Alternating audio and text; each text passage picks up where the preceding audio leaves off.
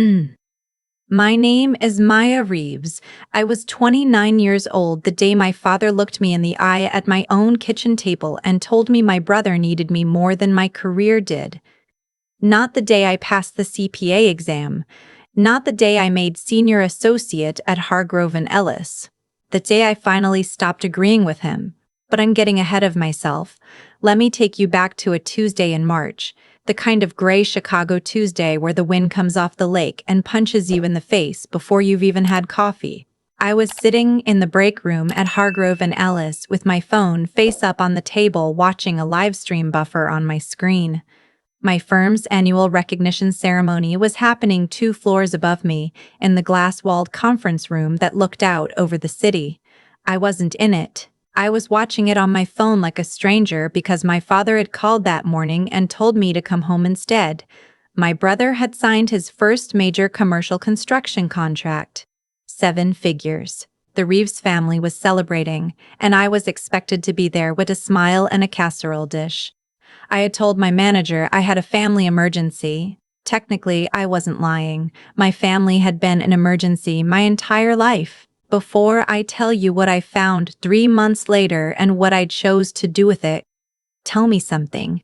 What time is it where you are? And are you the person in your family who holds everything together while someone else gets the parade?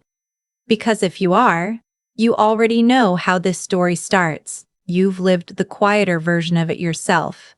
I grew up in a house where success had one face and it looked exactly like my brother Daniel. He was the kind of person who filled every room he walked into, loud laugh, big gestures, the ability to make strangers feel like old friends inside of 30 seconds.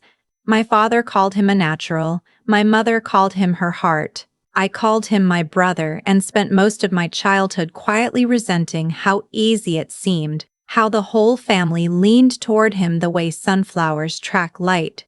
I was the numbers kid. Quiet, organized, the one who read the fine print on everything and always had a calculator nearby. My father's construction company, Reeves and Sons, yes, Sons, even though I'm the one who actually went into finance, ran on chaos and charm. Daniel had the charm. I had spreadsheets I made voluntarily on Saturday afternoons. I once reorganized the company's invoice filing system at age 16 because looking at it gave me physical anxiety. My father called it adorable. Then he went to watch Daniel's JV football game. I stopped waiting to be seen somewhere around my junior year of college. I got a full scholarship to the University of Illinois, studied accounting, and graduated with honors into a world that rewarded people who understood numbers at a molecular level. The CPA exam nearly broke me 4 sections, months of studying, failed 1 section twice before I passed it. When I finally cleared all 4, I cried in my car in the parking lot of the testing center for about 15 minutes. Then I called my parents. My mother said, "Oh, that's wonderful, honey. Your father's going to be so proud." She did not sound like she was talking to someone who had just accomplished something genuinely hard. She sounded like she was half watching something on TV. My father got on the line and said, "Now maybe you can help Daniel get the company's books in order. He's been struggling with the tax side." That was the celebration. That was the party. So no. That Tuesday in March, eating a granola bar in the break room while a buffering live stream played the recognition ceremony I wasn't attending. That wasn't the beginning of the story. It was just the day I finally stopped pretending the pattern didn't exist. Here's what it feels like to be the responsible one in a family that worships someone else. It's not dramatic. It's not one giant explosion. It's 100 small moments where you understand quietly that your value is instrumental, that you are useful, not celebrated, that you are the backup generator. People only notice you when the lights go out. You learn to need less. You learn to explain less.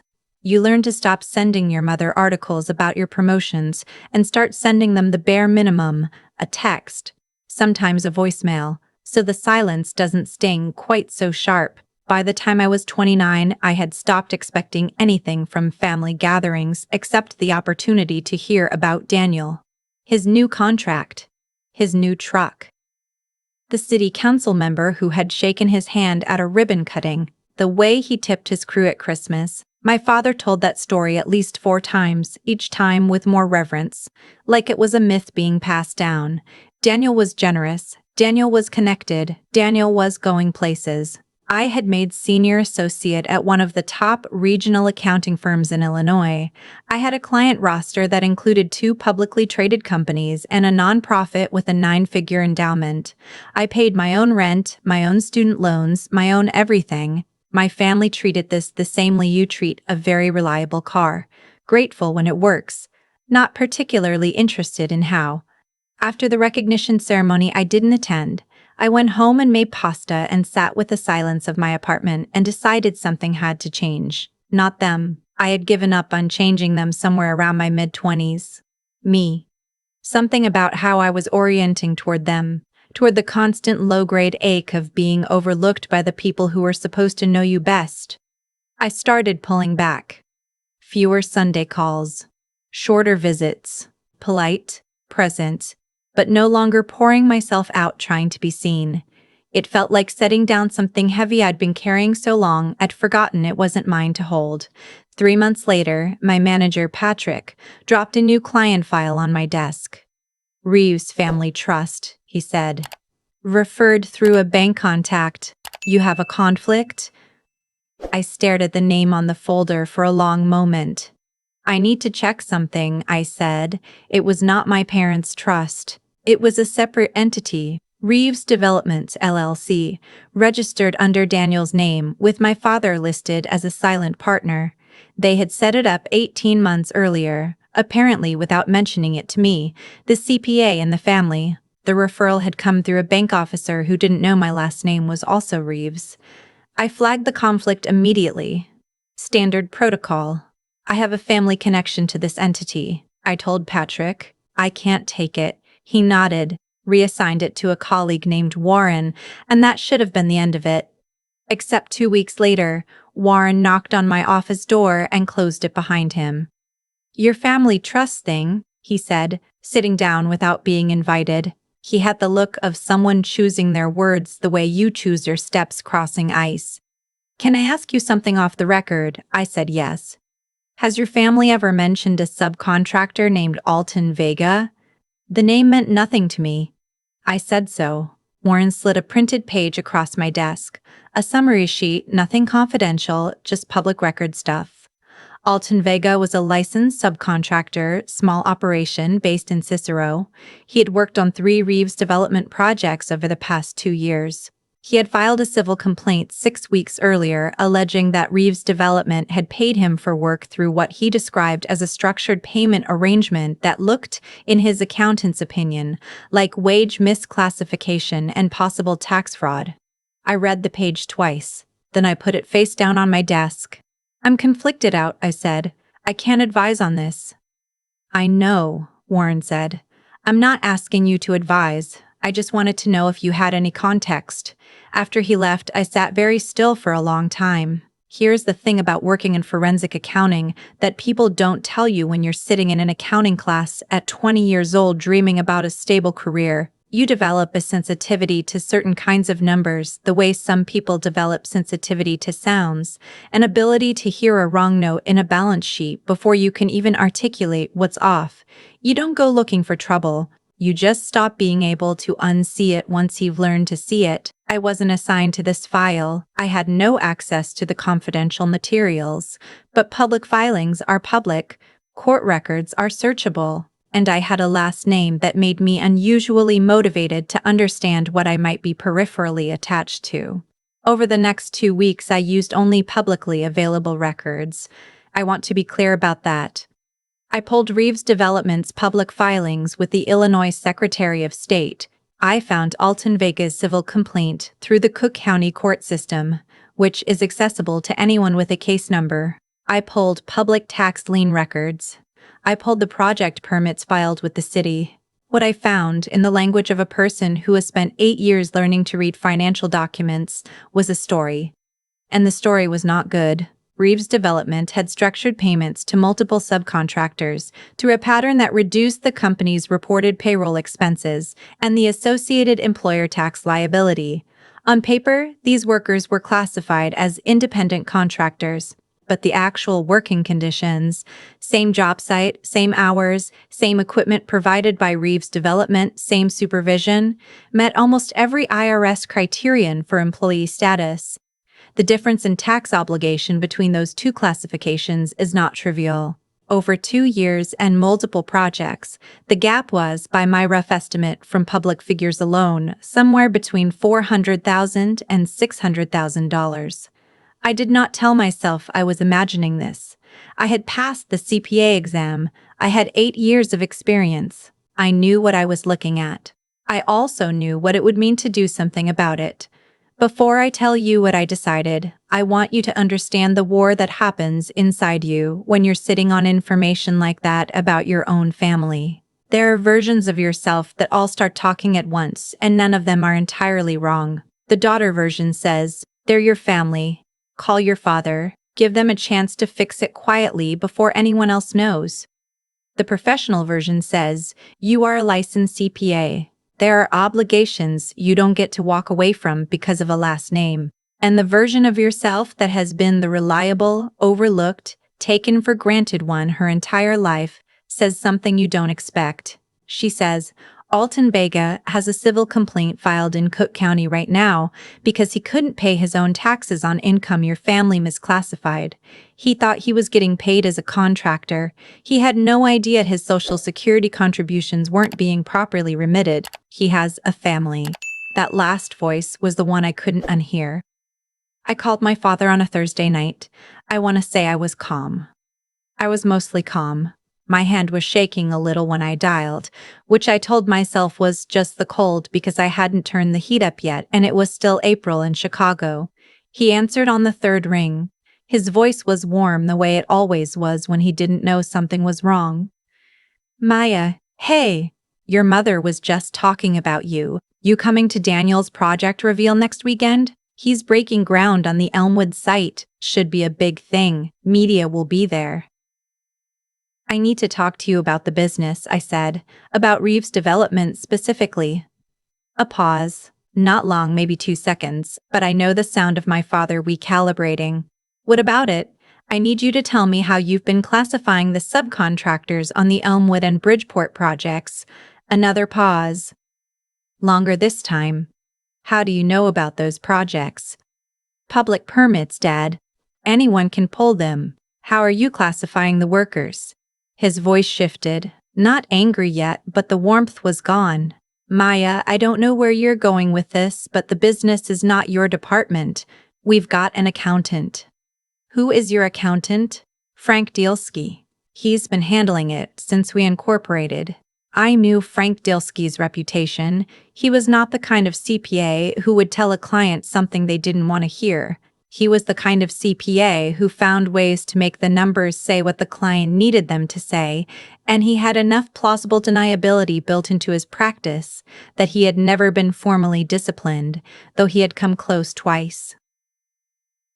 "Dad," I said, "there's a civil complaint filed against Reeves Development in Cook County right now. Alton Vega. He's saying he was misclassified. That's a disgruntled contractor who's trying to shake us down for money he didn't earn," my father said. Now the edge was there. "Daniel's lawyer says it's frivolous."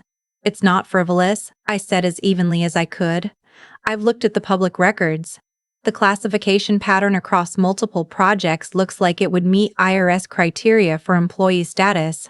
If the IRS opens an examination, Maya." His voice came down like a gavel. "You're a staff accountant. You're not our accountant. This doesn't concern you." Staff accountant. I had been a senior associate for 2 years. He had never once updated the title he assigned me in his head. "I'm trying to tell you that people got hurt by this," I said. "Alton Vega wasn't paying the right taxes because he didn't know your company should have been treating him as an employee. That falls on Reeves Development legally, and enough." His voice was loud enough that I held the phone away from my ear. "You want to talk about hurt?" I'll tell you what hurts. It hurts that your brother has built something real, something with his hands, something that's putting people to work and building this city, and his own sister is sitting in her little office digging through his business looking for problems. That's what hurts.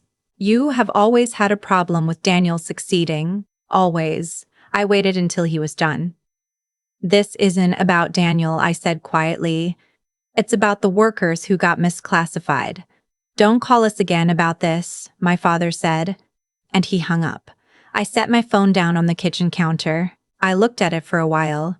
Then I went and turned the heat up, because it was genuinely cold and there was no reason to be cold on top of everything else. Have you ever watched someone choose being right over being correctable? My father wasn't a malicious man. He was a man who had built a business on instinct and hustle and a son who shook hands well, and he had never once considered that the quiet daughter with the calculator might understand his world better than he did. That call didn't make me angry. It made me tired in a way that sat in my chest like something solid. The next morning, I called the IRS whistleblower office.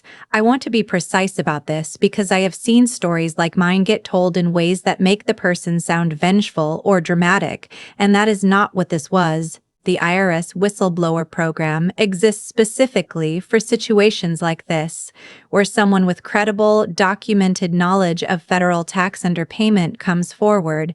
It is not a hotline for grudges. There are lawyers involved. There is documentation required. There are penalties for false submissions. It is the opposite of a dramatic gesture. I spent 4 weeks working with a tax attorney, a woman named Cynthia Park, who had done whistleblower cases for 11 years, and who had the no-nonsense energy of someone who had heard every version of every complicated family story, and was not here to assign blame, only to assess the case. I gave her everything I had, all of it public record, all of it documented, all of it sourced in a way that I could stand behind professionally. She reviewed it, pulled additional public records herself, and told me that the submission was credible and specific enough to warrant filing. Before I filed, I did something I still think was the right thing, even though it cost me something. I called Daniel, not to give him a chance to silence me, not to negotiate, to tell him that something was being filed and that his best option for himself and for the workers involved was to get ahead of it. I gave him the name of a good tax attorney who was not Frank Dielski. I told him that voluntary disclosure typically results in significantly reduced penalties. I told him this once, clearly without anger. He laughed. Not a nervous laugh. A genuine, contemptuous laugh. You're something else, you know that? You've been jealous of me your whole life, and now you're trying to dress it up as civic duty. I'm going to file a whistleblower submission with the IRS, I said. I wanted you to know before I did.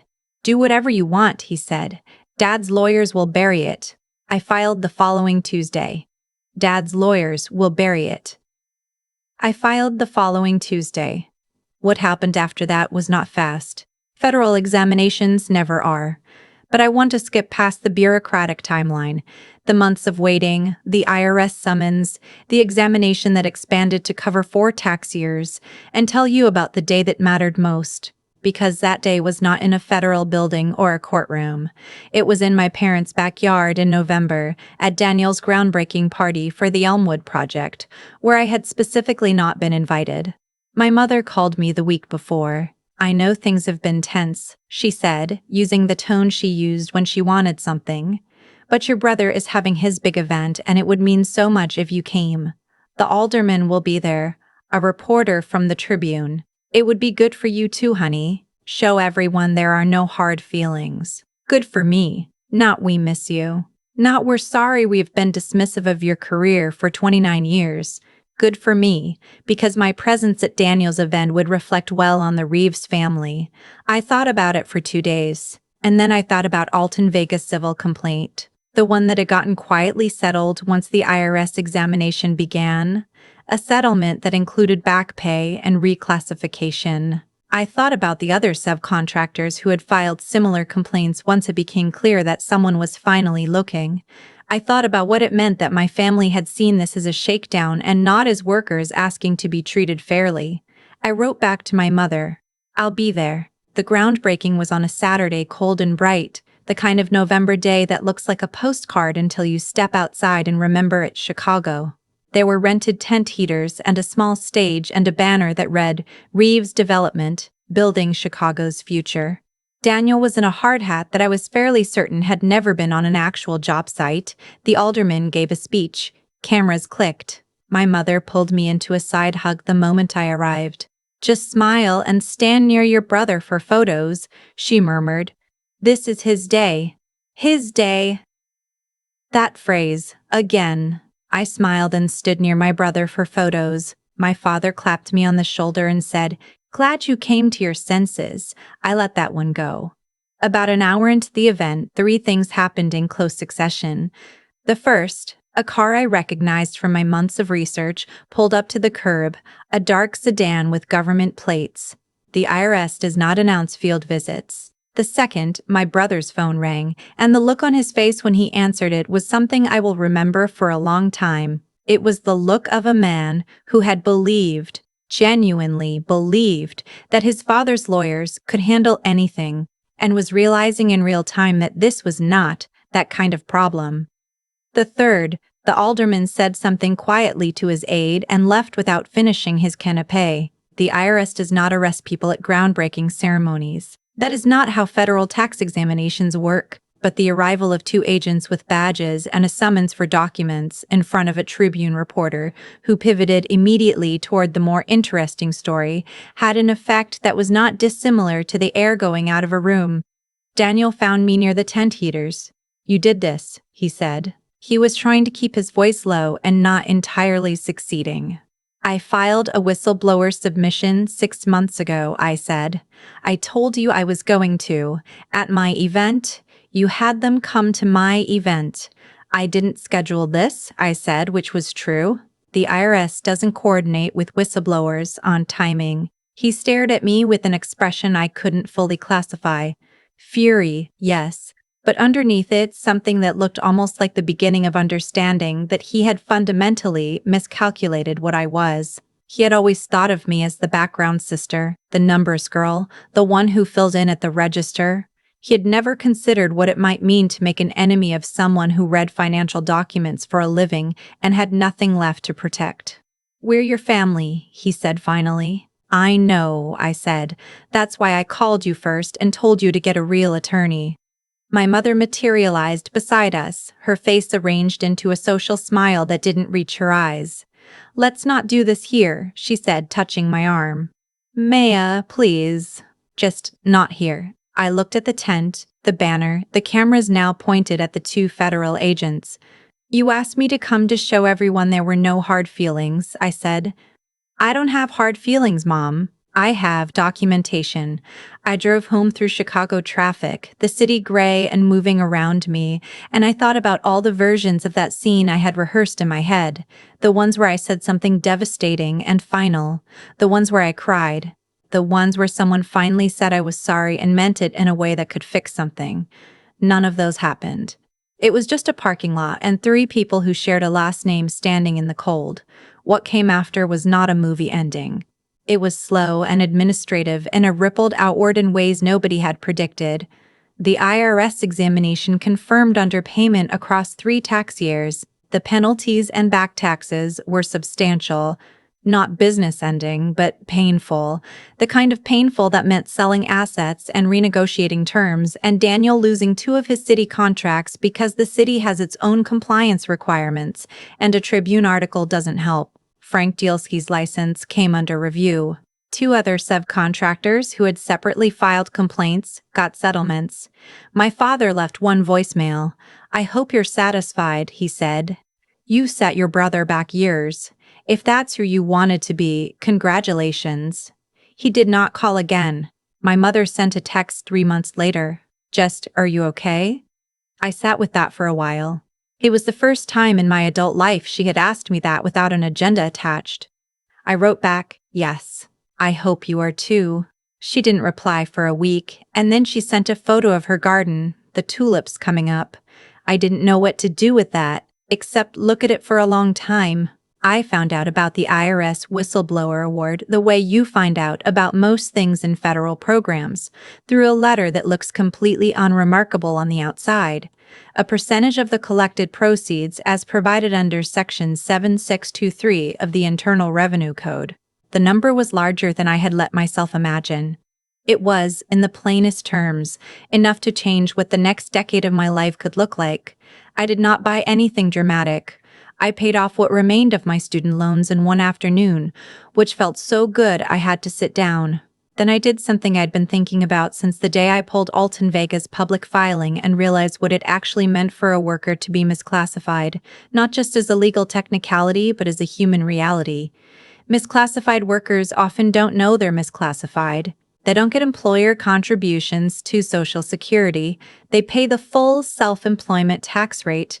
They don't qualify for unemployment if they're let go. They don't have recourse because they don't know they had rights to begin with. I partnered with a labor rights nonprofit in Chicago and funded a worker education program, free workshops for subcontractors, day laborers, gig workers, anyone who needed to understand whether they were being classified correctly and what to do about it if they weren't. We called it Fair Count. In the first year, we helped more than 300 workers understand their classification status. 14 filed formal complaints. 9 of those got resolved in their favor. The quiet daughter who used to reorganize invoice systems on Saturday afternoons just to cope with the anxiety of watching a family run on charm instead of rigor, she found out what her skills were actually for. My father's voicemail said I'd set Daniel back years. I thought about that a lot in the months after. Whether it was true, whether it was my responsibility, if it was, whether the people Alton Vega represented had also been set back, and whether anyone in my family had spent 30 seconds thinking about that before they hired Frank Dielski and decided this was the cleanest way to run the numbers. I don't hate my family. I want to say that plainly because stories like this one can get flattened into something simpler than they are. I don't hate them. I am not happy that Daniel lost contracts. I am not glad my mother's garden has become her primary method of communication with me. I am not satisfied in the gloating sense by any of this. What I am is clear. For the first time in my adult life, I am clear about where I end and where the obligation to manage other people's consequences for them begins. Those are two different lines, and I spent 29 years standing on the wrong side.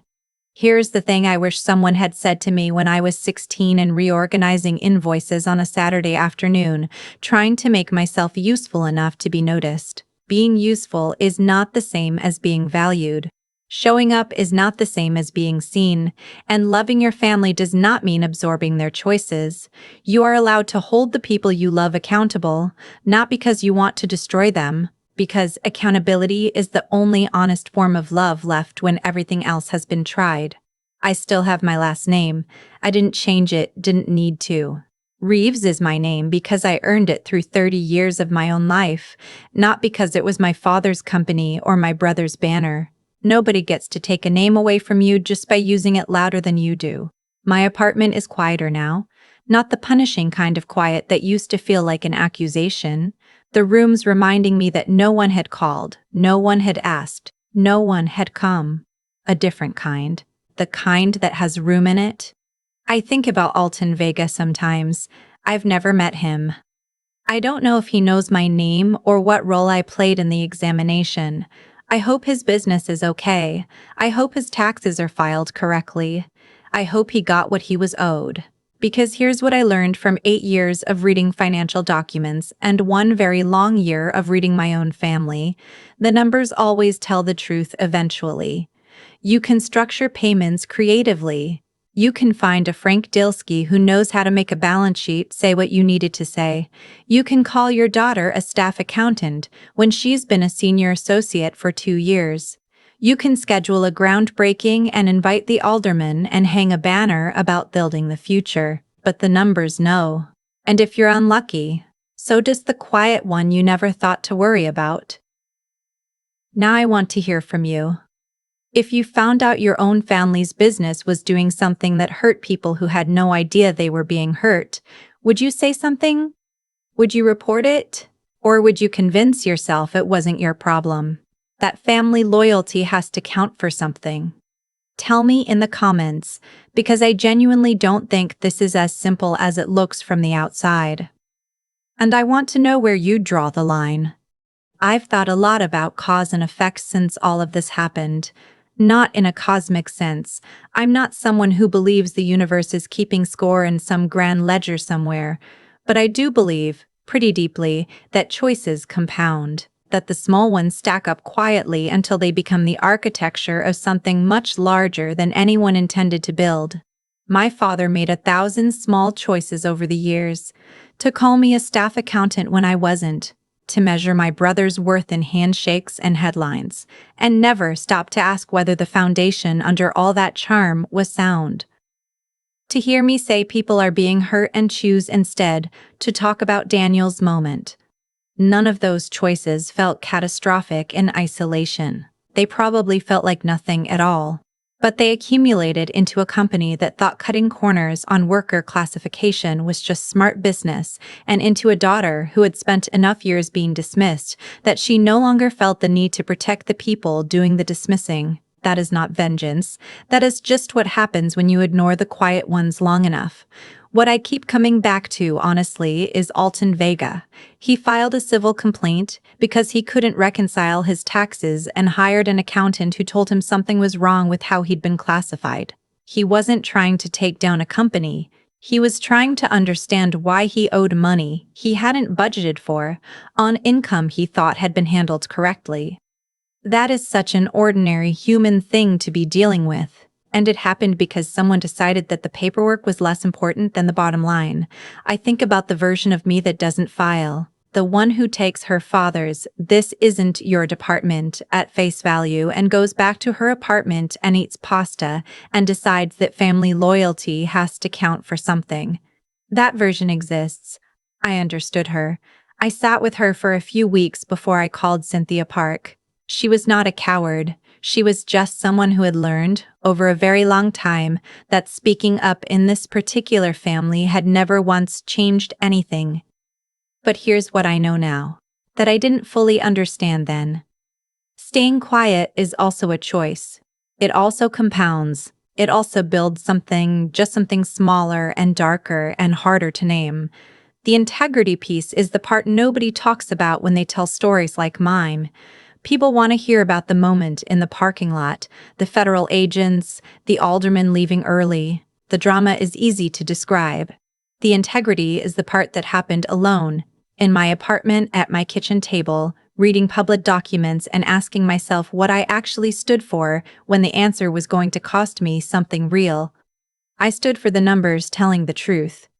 I always had. It just took me 29 years and one too many "this is Daniel's moment" comments to understand that standing for something means standing for it when it's inconvenient, not just when it's comfortable. The resilience, for me, wasn't the filing. It was the years before it, the full scholarship I funded myself, the CPA sections I failed and retook, the promotions I earned inside a firm that didn't know my brother's name and wasn't going to be impressed by it either way. I had been building something the whole time my family was busy celebrating someone else. I just hadn't let myself see how solid it was until I needed to stand on it. Maya Reeves is still my name. The work is still the work. And Fair Count is still running workshops in Chicago for workers who didn't know they had rights until someone showed them where to look. That feels like enough. Most days, it feels like more than enough.